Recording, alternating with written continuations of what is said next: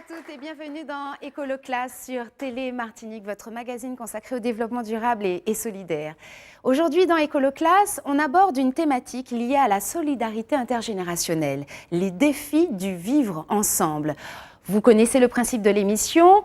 En plateau, un débat avec nos invités qui nous font l'honneur de leur présence. Nadia Hardy-Dessources, qui est la directrice de la société Sequoia, la société de services pour la santé des seniors. À ses côtés, nous accueillons également le docteur Jean-Luc Fanon, qui est le président de la SMGG, la Société martiniquaise de gérontologie et de gériatrie. Nous avons également parmi nous des jeunes et des moins jeunes. Ça commence au CP, à l'école de Ravine-Vilaine, jusqu'au CM2, accompagnés de leurs enseignants. Laurence Guihoubli également, qui est un grand témoin des cafés mémoire dont on va parler cet après-midi. Et puis nos irréductibles étudiants, fidèles au rendez-vous, Jonas et Fabienne, qui acceptent de participer à cette émission. Un nouvel étudiant également sur notre plateau. Il n'est pas étudiant sur le campus, mais est élève aide-soignant. Il s'agit de Marc Germani. Aujourd'hui, donc, on parle de cette solidarité intergénérationnelle. Et avant la fin de l'émission, je vous invite également à suivre ce que vos enfants pensent de l'intergénération à travers des dessins. C'est notre rubrique Mouton, où nous nous sommes rendus justement dans l'école de Ravine-Vilaine. Surtout, ne ratez pas ce rendez-vous avant la fin de l'émission. Vivre ensemble, on le sait, la Martinique, d'ici les 20-30 prochaines années, fera partie des départements les plus vieux de France. Comment faire face à ce défi démographique? À quel âge est-on vieux véritablement? Et enfin, quelle place la société accorde-t-elle à cette dernière partie de la vie qui est de plus en plus longue? Moi, je dis qu'on est vieux quand on a 65 ans. À quel âge est-ce qu'on est vieux? Moi, je pense qu'on est vieux que quand on est plus actif et qu'on n'a plus de projets. C'est différent selon les personnes.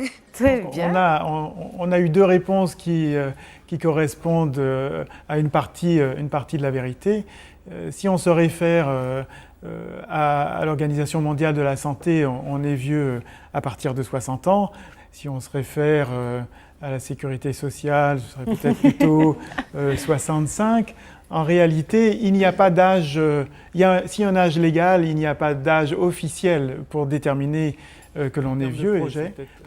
Pour les gériatres, on a un âge. Nous, on dit en dessous de 75 ans, on ne s'occupe pas des patients. Pour nous, on est âgé à partir de 75 ans et la réalité du terrain, c'est plus proche de 80. En tout cas, il va sans dire que l'espérance de vie a largement augmenté depuis ces dernières années et les statistiques le démontrent. Nous devrons faire face à cette évolution en termes de structure, en termes de formation, de professionnels, et le réveil risque d'être douloureux. Alors, je me tourne vers vous. Vous êtes la fondatrice de la société Sequoia, qui est un service pour la santé des seniors. Sequoia est né au départ donc, dans le cadre des préventions des chutes. Et bon, ce côté social, c'est aussi apporter donc, des réponses de santé, prévention, et quelque part faire connaître les expériences qui ont réussi donc, sur ces points-là.